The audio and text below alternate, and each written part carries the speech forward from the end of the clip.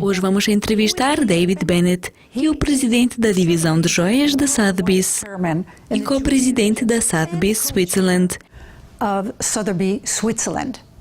Ele é uma das pessoas mais poderosas do mundo leiloeiro, que vendeu 7 vezes diamantes de 100 quilates a preços de recordes. Vamos descobrir mais sobre David Bennett e a sua carreira bem-sucedida.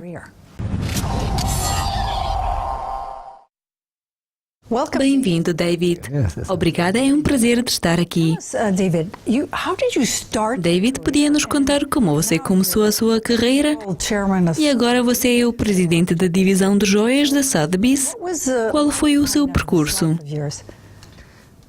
Boa pergunta, porque na verdade isso aconteceu mais por acaso.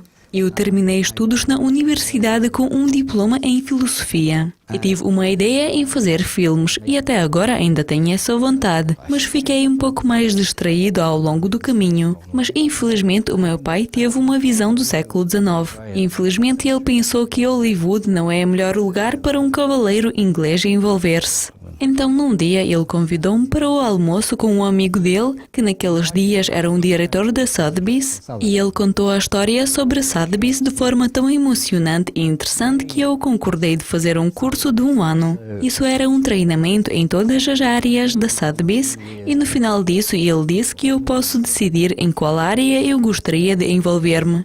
E esse foi um ótimo ano, mas infelizmente o plano mudou porque no final do ano enfrentamos com a primeira crise do petróleo em 1974 e de repente o mundo tornou-se numa posição muito diferente. As pessoas foram despedidas nas indústrias e Londres não estava a crescer mais. Então, no final do curso, neste ambiente, chegou um amigo do meu pai e disse que está para aparecer um emprego no departamento de joias. E eu disse que eu não conheço nada sobre esta área. Mas ele insistiu para eu aceitar o trabalho e disse que será interessante e disse que vou aprender tudo aquilo que não sei. Então, ele falou sobre alguns dias de venda em Zurique e que é necessário fazer algumas viagens. Então, e naquela altura eu precisava do trabalho e o mercado de trabalho estava numa condição péssima. E eu concordei.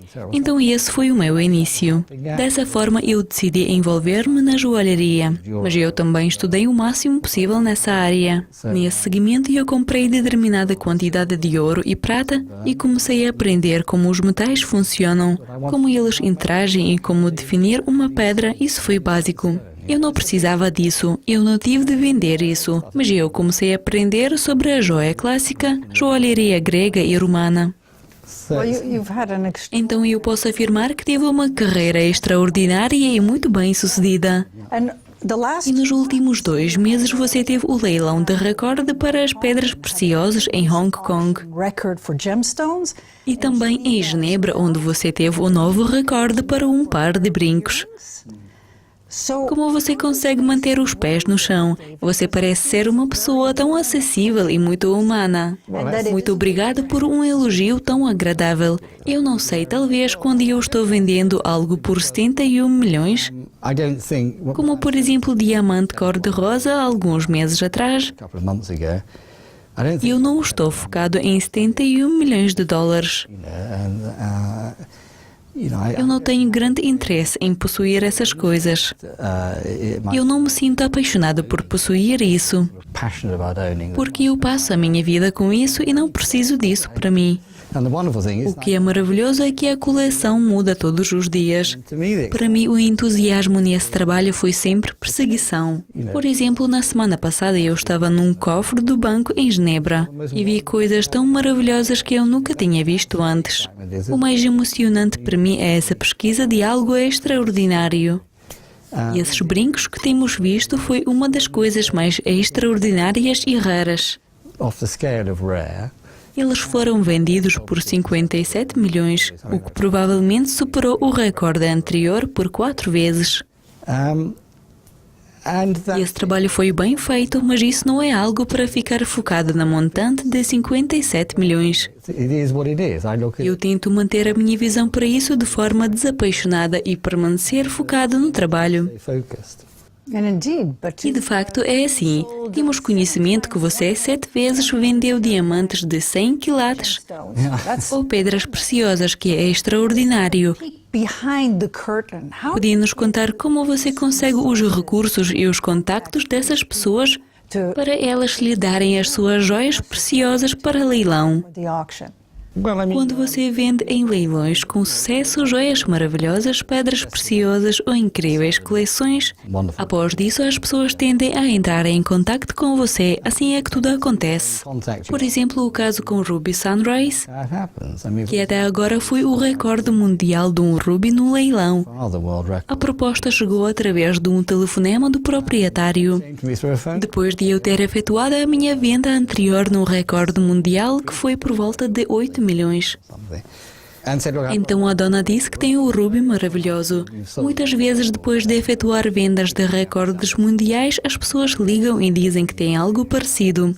Muitas vezes as pessoas sonham para algo parecido acontecer com elas. Então eu concordei, voei para o país onde estava a dona e encontrei-me com ela. O que foi interessante é que na primeira hora nós falamos sobre tudo à exceção de pedras preciosas. Porque a relação entre cada pessoa e uma joia é uma das relações mais íntimas. Porque muitas vezes esses objetos são oferecidos como um presente de casamento, nascimento de uma criança ou aniversário. Portanto, normalmente o objeto é relacionado com algo. Então, neste caso particular, o ruby foi oferecido pelo marido e a dona estava muito ligada a essa peça. Afinal, quando ela mostrou-me ruby, naquela altura eu realizei que este foi o melhor ruby que eu alguma vez vi. E durante a minha vida de 40 anos eu já tinha visto bastantes rubis. Depois ela tinha dito que eu peguei na pedra e analisei-a por 22 minutos. O tempo voa. Então, e quando a conversa chegou ao valor da pedra, ela basicamente estava a confiar no meu conselho. Para ela, o mais importante foi para a pedra passar para alguém que podia realmente tomar conta da ruby, em vez de pensar apenas em dinheiro. Afinal, o valor da pedra foi 30 milhões de dólares. Foi 4 vezes maior do que qualquer outro ruby. E o mesmo valeu cada centavo disso. Essa gema foi tão poderosa que eu nomeei-a depois do famoso poema The Sunrise Ruby, escrito pelo poeta Rumi. Naquela altura, para mim, essa pedra foi mágica e tinha uma grande importância. A peça é perfeitamente linda. Então conte-nos sobre como a internet está afetando as casas de leilão.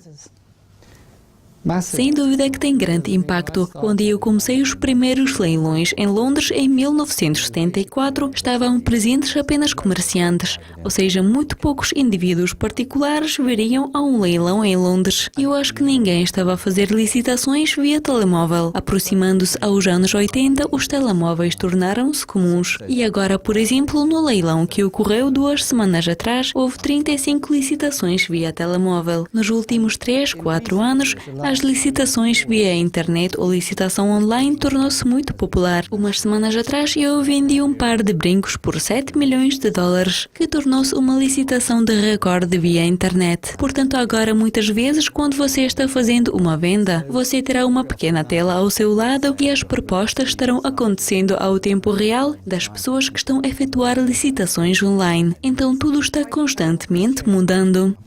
David, muito obrigada por partilhar a sua experiência e seu amplo conhecimento sobre casas de leilão. Foi um grande prazer, obrigado. Senhoras e senhores, obrigada por assistir a MQB Leadership Show. Eu sou Catarina Burus, continuem conectados para próximos episódios.